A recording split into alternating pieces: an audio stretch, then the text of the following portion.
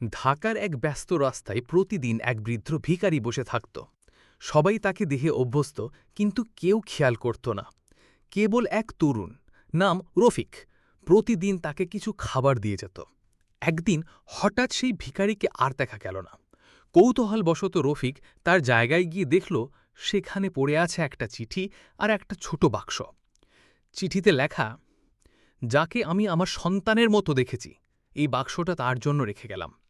আমার জীবনটা ছিল ভিখারির মতো, কিন্তু আমি ছিলাম এক সময় দেশের বড় ব্যবসায়ী। বিশ্বাসভাজনদের বিশ্বাসঘাতকতায় আমি রাস্তায় নেমেছিলাম, কিন্তু তোমার মতো একজনে মানুষ আমাকে মনে করিয়ে দিয়েছে যে পৃথিবীতে এখনও ভালোবাসা বেঁচে আছে। বাক্সে যা আছে তা দিয়ে তুমি শুধু নিজের নয়, অন্যের জীবনও বদলে দিও। রফিক কাঁপা হাতে বাক্সটা খুলল।